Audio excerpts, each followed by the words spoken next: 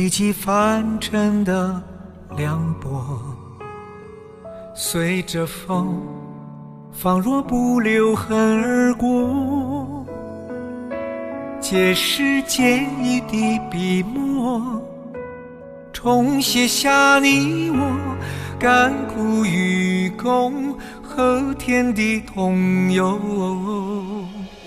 血染土，宿命纠缠无解的因果，乱世中为相逢的缘由，并肩踏过了坎坷，重拾了离合，干戈寥落，明月照晨光。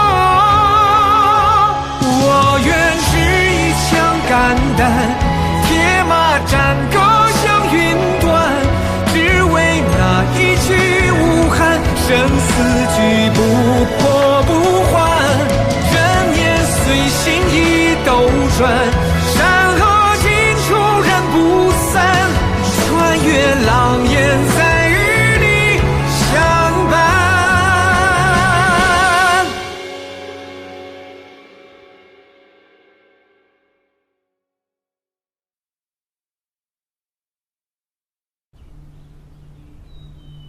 臣谢陛下全权爱护之情，可臣的名誉是小事，两国再起战火，生灵涂炭，才是大罪过。臣请旨主持查案，定在10日之内将失火案查个水落石出。10日之内若是查不出来呢？那便请陛下追究臣致和谈失败，使两国兵戈再起之责。你可知说这话的后果？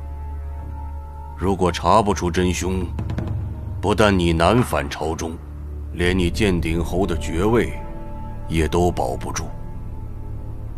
臣定会将此案办成铁案，绝不让和谈一事付诸流水，求陛下成全。好，朕就准你所请。谢陛下。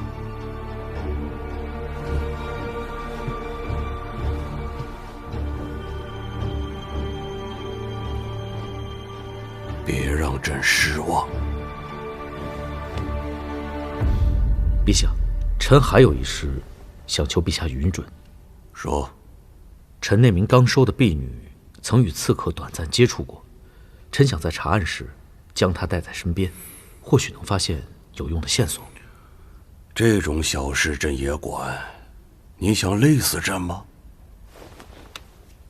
谢陛下。去吧。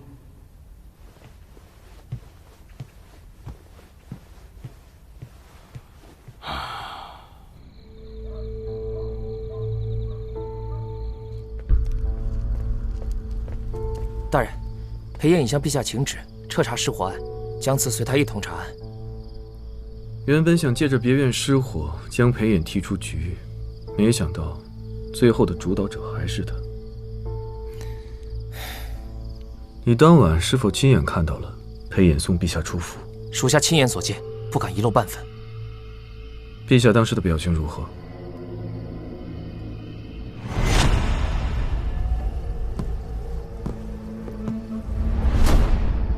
神色很是复杂，但是没有怒意。在府里，陛下都见过谁？应该是荣国夫人。荣国夫人？对。姜慈在吗？在。那就对了。陛下夜访，臣子遗孀，万万不能走漏风声。裴衍如果够聪明，当晚就应该要了那个丫头的性命。裴衍带着姜慈查案，是在和陛下谈条件，保姜慈的命。这是要假戏真做了。哦，对了，大人，评书来报，那姜慈乃是梁安姜家村的人，大人打算如何处置他？原本杀了也就杀了，但现在看来，倒还有些用处。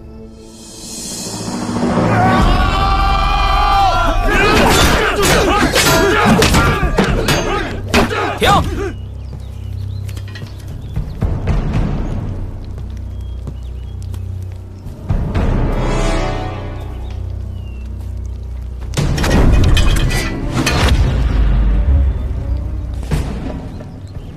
光明卫是守护陛下的最后一道防线，是这世上最锋利的一把刀。这把刀不应该包裹在华丽绵柔的丝绸里，更不应该退缩。你们要知道，任何人都可以退，只有光明卫不能退。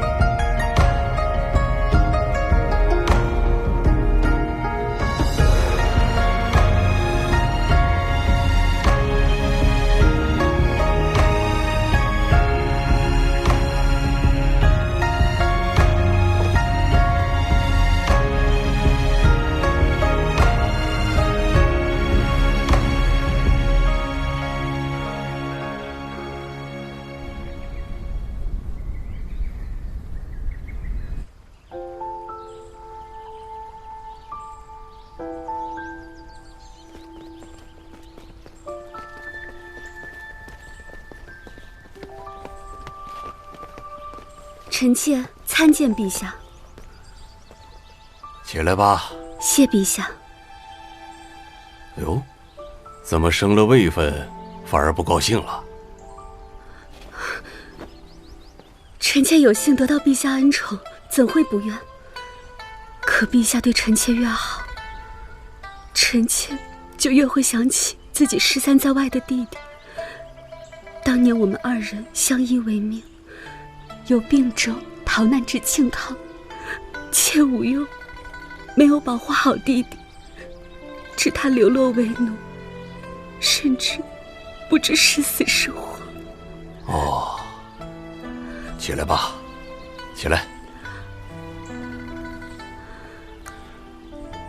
魏妃如此看重手足之情，如此惦念自己的弟弟，令朕唏嘘啊。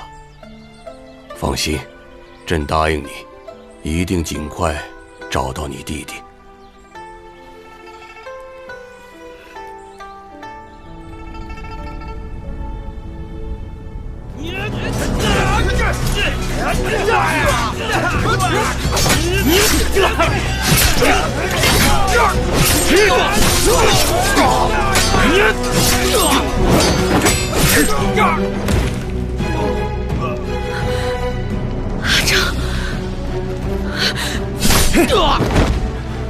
阿昭，阿昭！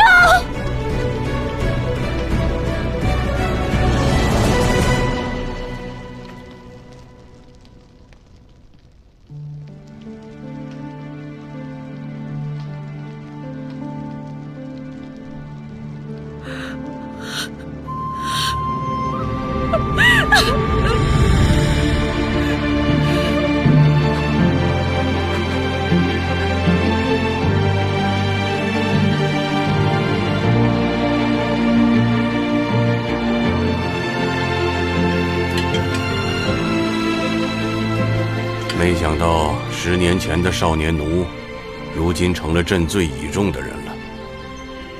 魏指挥使就是再能干，那也是陛下心存仁慈，还特意将他留在身边栽培的呀。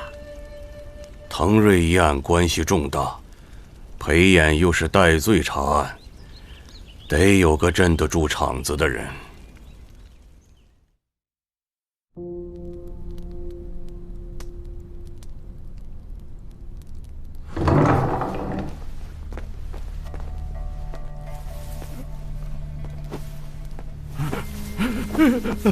不要，不要！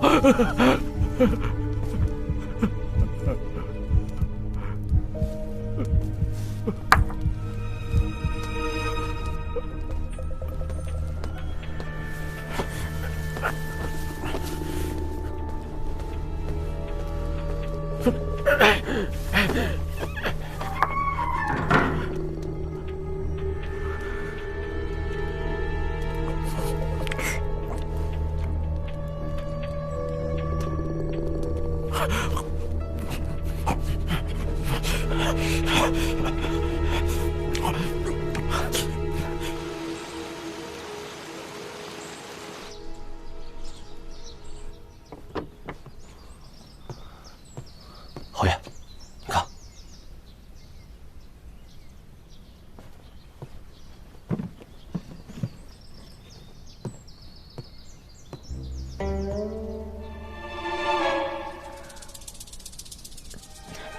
侯爷，魏指挥使来了。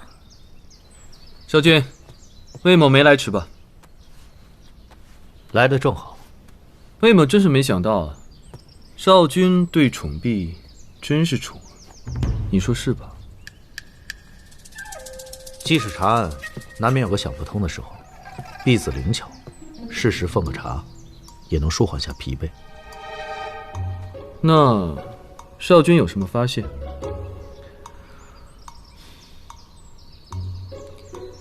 你们家主子如此烦恼，还不去泡茶？我就是留在这儿给侯爷跑腿的。侯爷，我帮你吧。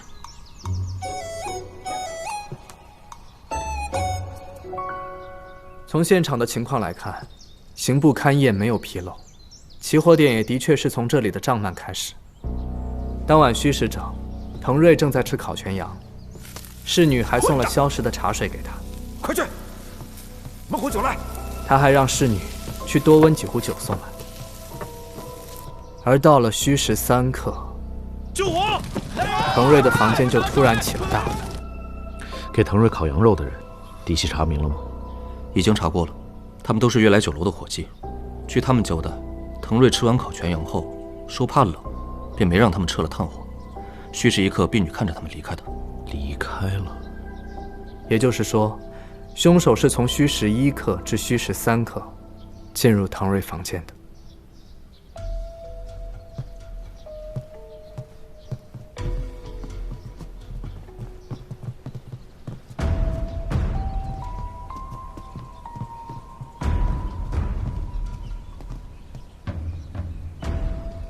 难道真的是意外？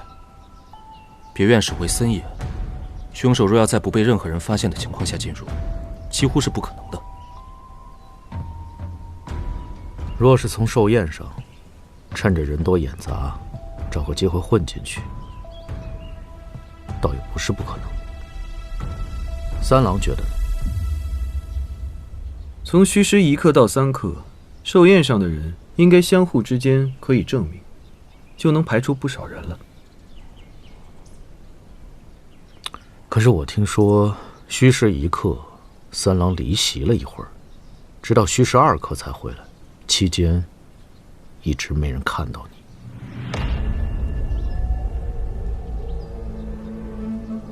说来惭愧啊，当时我看寿宴桌上的粥，突然想喝，但是凉了，就想着去后厨找一碗热粥来喝。哦，那当时后厨都有谁在？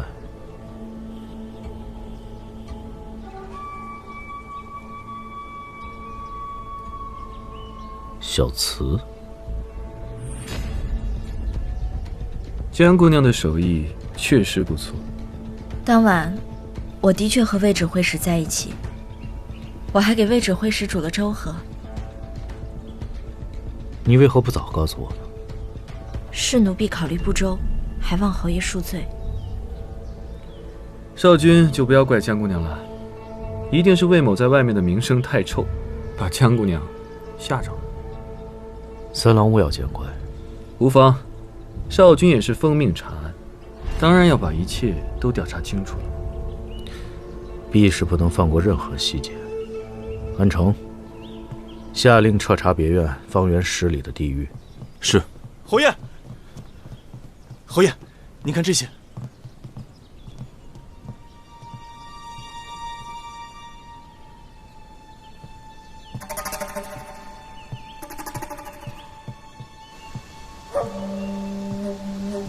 该死的没脸猫，我若是能帮侯爷捉住他，必有机会拿回小泥猫。若是没脸猫是通过我给他的腾瑞日常记录下手，其中涉及到的地方，说不定会留有线索。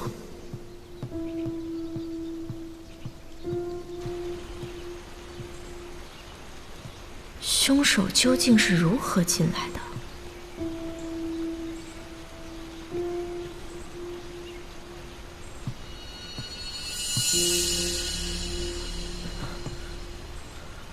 阴魂不散。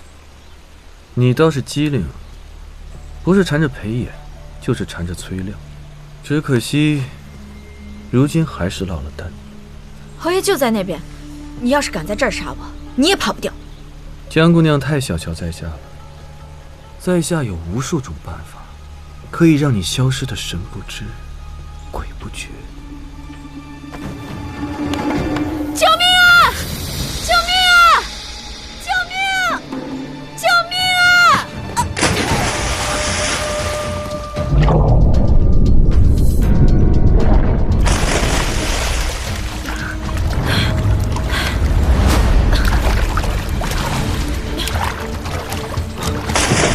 小慈，小慈，侯爷，我没事。魏指挥使，三郎，魏指挥使，三郎，魏指挥使，三郎，你醒醒啊！魏指挥使，魏指挥使，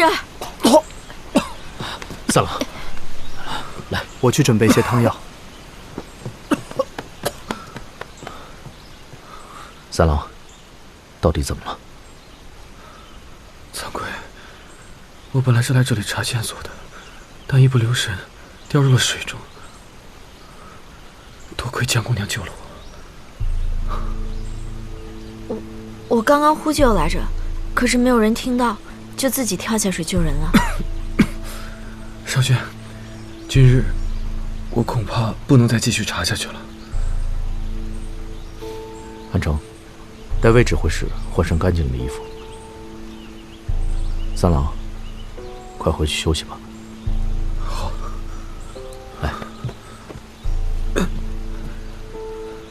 江姑娘救命之恩，在下没齿难忘。今后，江姑娘有任何需要帮忙的地方，尽管开口。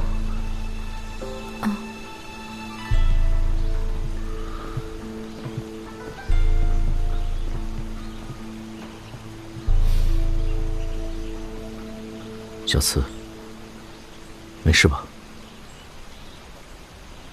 话说，你怎么会和三郎在一起？香猫碰见死耗子了吧？小心着凉，快回去换身衣服吧。是。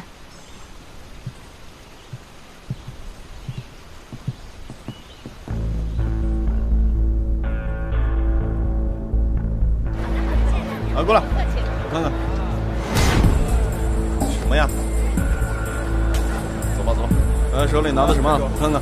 最近城里不太平，小心啊。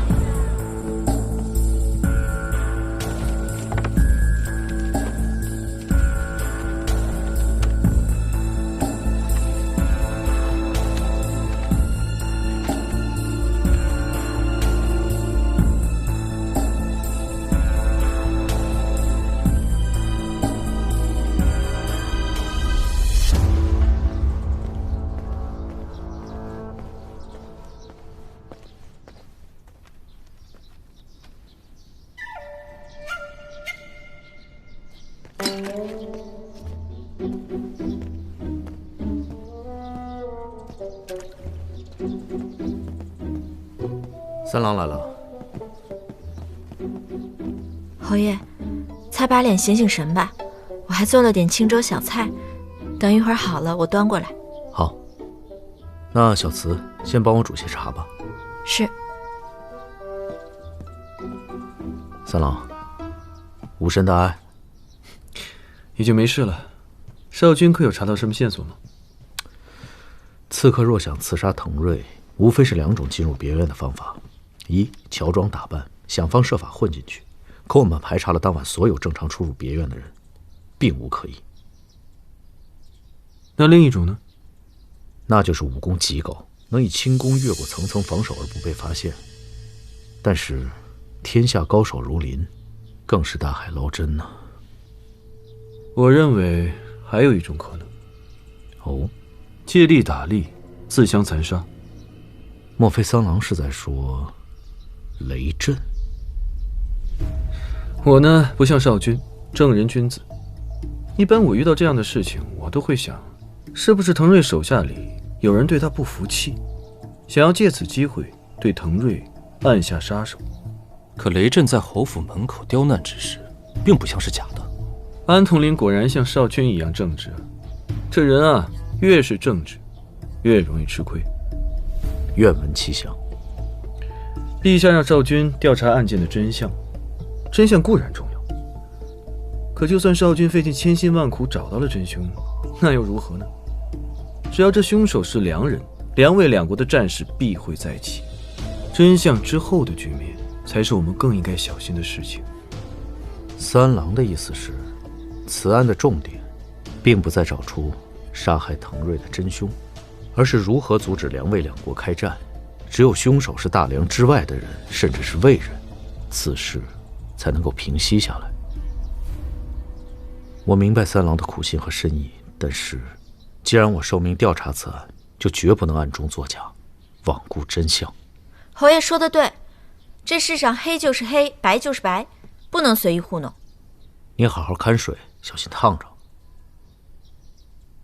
我只不过是随口说出了心中的怀疑，这一切还需由少君来定夺。我倒是有一个怀疑对象。月落，萧无暇。萧无暇？萧无暇是谁？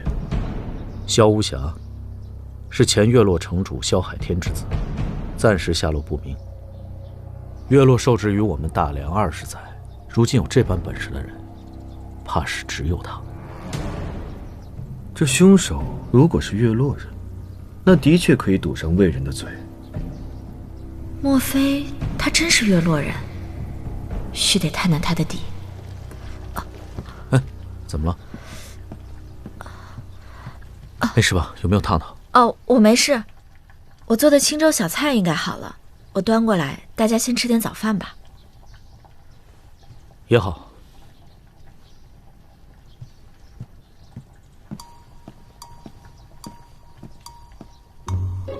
来，这是我的拿手小粥，看看味道如何。侯爷，小慈，我从未喝过如此甘甜又香醇的粥。口齿留香，果然回味无穷，手艺不错。我给这粥还起了个名字，叫不苦粥。不苦粥，这名字还挺有趣的。的确直爽而不俗。你是怎么想到这名字的？人生在世，多的是酸甜苦辣。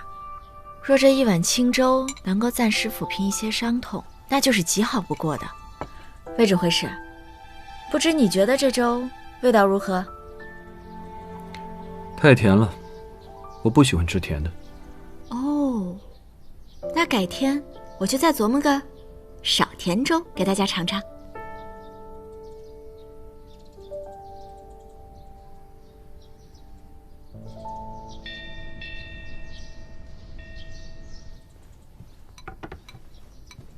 少君，恕我直言，我们商讨的再多也都是猜想，毫无真凭实据啊。实不相瞒，我心中的确有个打算，只是想请三郎帮个忙。帮个忙？其实当晚还有2个人，我没有仔细盘问过。少君指的是范毅和童民？不错，那日在殿上，他们2人因失职之罪被打入大牢，我尚未来得及盘问。只是我的立场，若是去问童民口供，难免会有包庇之嫌。少君的意思是让我去？三郎去问，最为公允。我进出天牢确实不是什么难事，若是可以，希望三郎能携婢子同行。我？天牢可不是什么清静的地方，少君想清楚了？若我最终无法查明真相，童敏论罪当斩。如今他身陷囹圄，我又怎能不担心？所以，想让婢子去给他送些吃食。我是没问题，但江姑娘敢吗？奴婢全听侯爷吩咐。好，既然如此，待我安排好了，就来府上亲自接江姑娘。有劳魏指挥使。有劳三郎。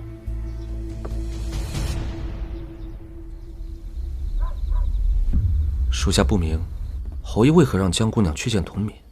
事关重大，若传递消息有误，岂不会影响破案？三郎的嫌疑尚未排除。侯爷故意让江姑娘和魏指挥使独行，是为了试探魏指挥使。可滕瑞出事那时，魏指挥使正在宴席之上，恐怕分身乏术。若真凶确实以轻功越过层层防守而不被发现，那必是武功极高。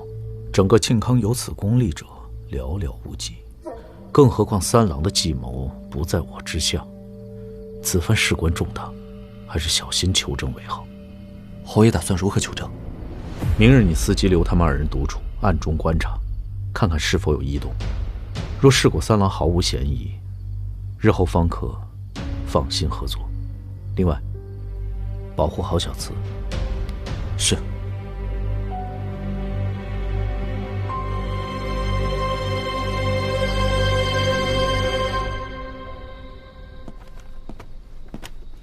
小慈，侯爷，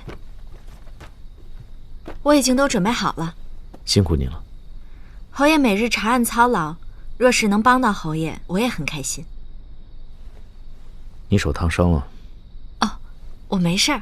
你日日下厨，备着些，以防万一。好，多谢侯爷。侯爷放心，我定会向童副将问清当晚的种种细节。你知道我的用意？侯爷担心童副将，又心系此案。您知道童副将向来认主，若是让魏指挥使去审他，他肯定处处提防，不肯说出实情，所以派我去。小慈果然冰雪聪明。都是小聪明，不值一提。那侯爷早些休息吧。小慈，我不能陪你，要你和三郎出门，你害怕吗？魏指挥使虽然说是声名狼藉，但长得还算可以。别人都说望梅止渴，那我就算是望莲止胃。那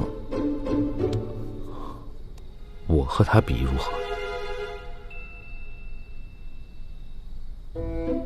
侯爷在我心中是光风霁月的君子，无人能比。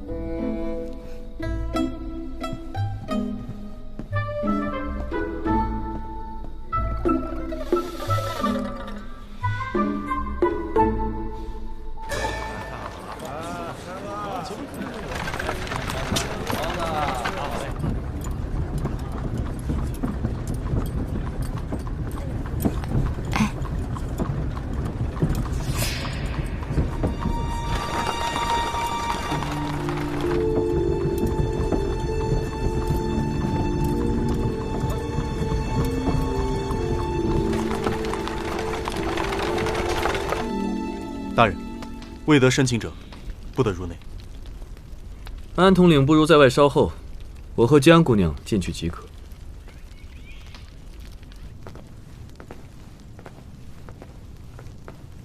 刚刚在车上，你反应倒挺快。要不是因为你，我哪去这般偷偷摸摸？是谁偷偷摸摸溜进了芳林院？我记得好像你还摸了壶酒。我活该，我认了。倒是你，犯了那么多杀孽，迟早遭报应。我可救了你一命，你要恩将仇报？你是我的人，我怎么会恩将仇报呢？我呸！谁是你的人？你认定我是凶手，那你倒好好说说，案发当时，我明明就在你的面前，怎么去别院杀人？你有那么多手下，当然可以指使他们。别院守卫森严，密不透风，只有武功高强的人才有可能进入。这可是你的侯爷亲口说的。我的那些手下，你都见识过他们的身手。你说说，谁有这个本事？更何况，我已经给裴炎指了一条明路，是他不肯走。侯爷才不像你那么卑鄙，指鹿为马。他并非不愿指鹿为马，恐怕指认凶手是月落人的好处，比扣在魏人头上要大得多。知道安城为什么要偷听吗？因为裴炎根本就不相信我，也不相信你。如果我的身份被揭露了，你也一样。到时候裴炎会对你彻底的失望，只怕……说的好像我信你又信他似的。你们走你们的阳关道，我走我的独木桥，我们从来就不是一路人。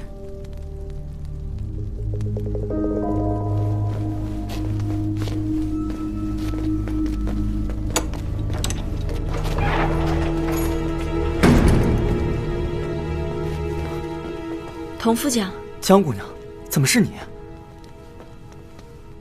我奉侯爷之命来给你送些吃食。侯爷待我如此恩情，我同民死了也值。童副将，我们现在正在调查此案，我要你把当晚发生的事，事无遗漏的全都告诉我，我会一五一十的转告给侯爷，他定会救你出去。你放心，魏指挥使是奉命协助侯爷调查此案，你但说无妨。当晚，我和范毅巡夜。我们到达腾瑞院子门口时，正是戌时2刻。真是难为童副将了，明明是主母的寿宴，却要在这风餐露宿。要不童副将回去吃2口，我在这守着。我童民可不是什么玩忽职守之辈。走吧。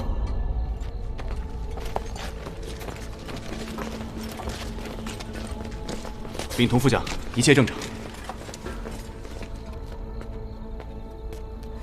这滕大人还真是有胃口，不去吃席，原来在这自己开小灶。我从窗户上还看见滕瑞还在好好的吃烤羊肉呢。这滕大人前几日就说嫌弃咱们南方的羊肉膻气，想吃北方的烤全羊。咱们的厨子哪会做呀？他们的人就找来了这北方的羊肉和这悦来酒楼的厨子。这人我都仔细查过了，没问题。走。我就继续巡查了。然后呢？然后，我和范毅在屋子周围巡视了一圈，也没有发现什么异样。我们现在推测，贼人是在戌时1刻到3刻潜入别院，这当中可有发生什么？真的没有发生什么。当天风刮得特别大，算不算？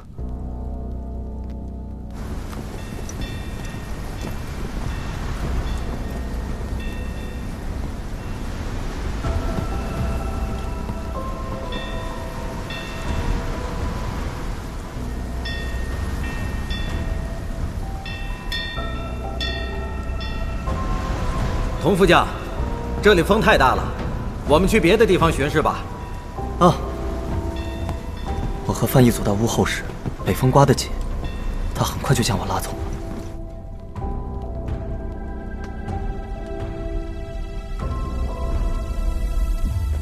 你要去审范毅，我也要去。这怕是不合规矩吧？你要是不让我去，我回去就告诉侯爷，范毅就是你安排的人。怎么，不敢带我去啊？你倒是学得有模有样啊！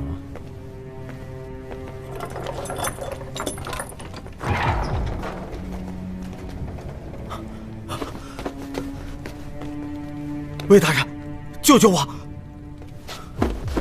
求求你救救我！范毅，你疏忽职守，导致滕瑞死在裴府的别院，让我如何出手救你？小的只是一时疏忽，但罪不至死呀！我为大梁立下了多少功劳，这功不抵罪吗？这话你在我面前说说就罢了，如果传到了陛下的耳朵里，什么结果你应该清楚。如今你老实交代，方能戴罪立功。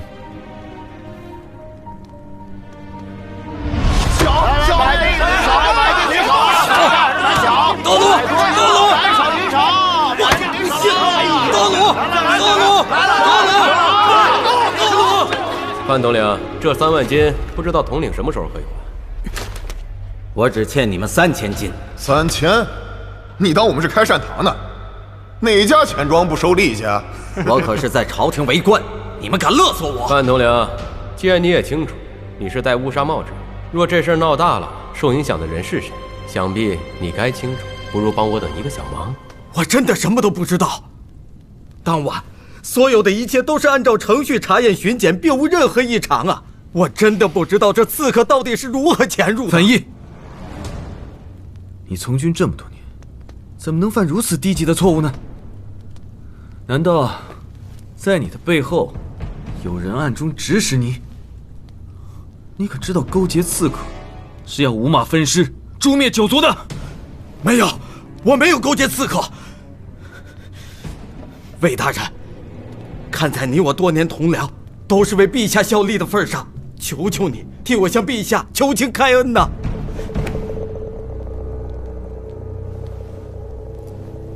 范大人，我叫姜慈，是建宁侯的婢女。我有一事想问：案发当晚，屋后的风大吗？大，风很大。我和童副将巡视到后部的时候，非常寒冷。我们见并无甚异常，才离开的。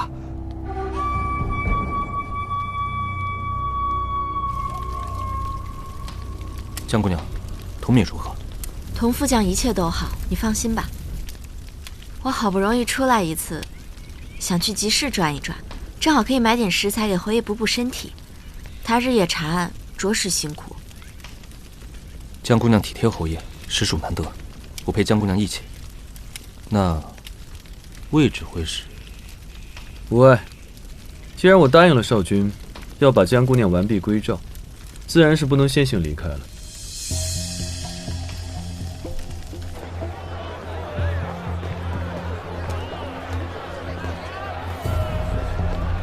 哎，姑娘，过来看看鲜花吧。这是鲜花的种子，带过去种就能开出漂亮的花。我要这个。哎，好，给你装好了。前面就是菜市了，我们过去看看吧。卖鲜花啦，鲜花种子。哎，来，您看看我这鲜花。给点钱吧，给点钱吧，哥哥。去找那个穿紫衣服的。找前面那个哥哥。多谢谢。哥哥，给点钱吧，哥哥。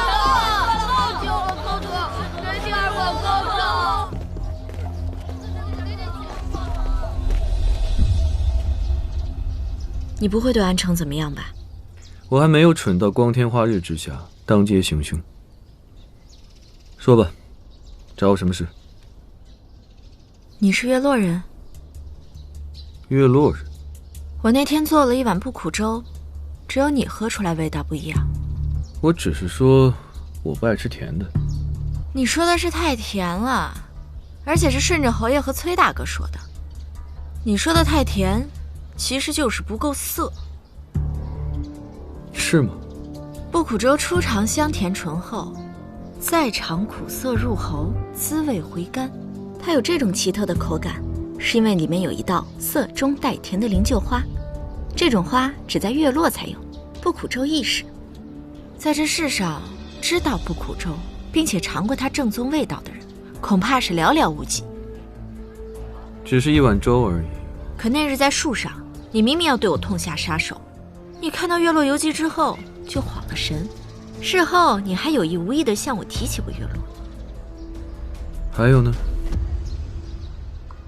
月落人，天生面容俊秀，莲儿是，你也是。所以你就故意说那碗粥是你研制的，想当我揭穿你？我在赌。赌什么？赌你是有家不可归的游子。游子在外，思乡之情总是难以安放。但是你心房太重了，让我找到蛛丝马迹太难了。所以呢，我就只能用一道家乡小菜来试你，哪怕只能勾出你的一丝恻隐动容就够了。就算我是月落人，你又能怎么样呢？你把小泥猫还给我呀，不然我就告诉侯爷，你怎么都跑不了。是吗？若是我告诉你，我有个3长2短的话，江家村的人也要为我陪葬，你信吗？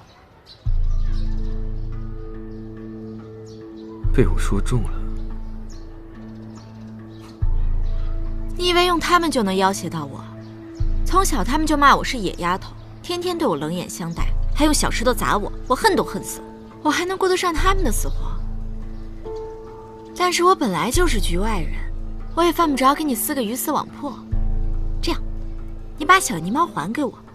我说过的，山隐隐，水迢迢，我保证跟你不再相见，我也不再坏你的事。姜慈，不是我要故意为难你，我们各为其主，你有你想去的地方，我也有我想做的事情。你还有主子？谁啊？他比我还心狠手辣，你还是不知道的好。是侯爷说的萧无暇？你不是萧无暇？你既然这么熟悉不苦粥，也应该知道，不苦粥只不过是一个民间的小吃，萧无暇可是月落的少主，他怎么会在街头吃这种下等东西？又怎么会因为一碗粥勾起他的思乡之情？那当晚进入别院行凶的人也是他？不该问的问题你就不要问了，我只能告诉你，我没有去过别院，更没有杀人。可侯爷还是会怀疑到你身上。只要裴衍相信你，就会相信我。什么意思？只要裴衍相信你不会背叛他、欺骗他，那让你毫无畏惧、自然相处的我，也就没有任何问题了。不过依我看，江姑娘应该不舍得再欺骗他了吧？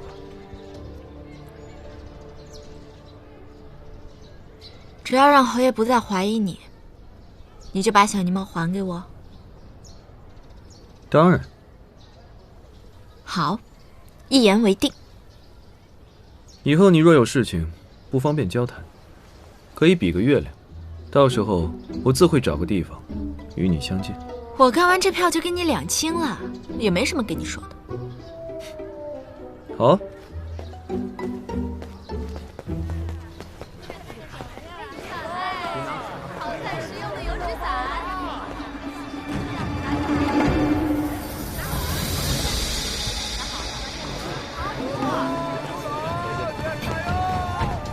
来，不用找了，谢谢啊。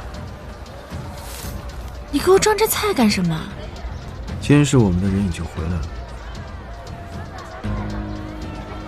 安统领，他什么时候跟上来的？只要我们一日没有摆平裴衍，这种情况恐怕还会有很多次。不过也好，安城汇报的，他会更信。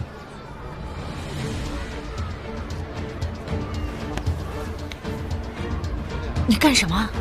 你还是不懂男人的心。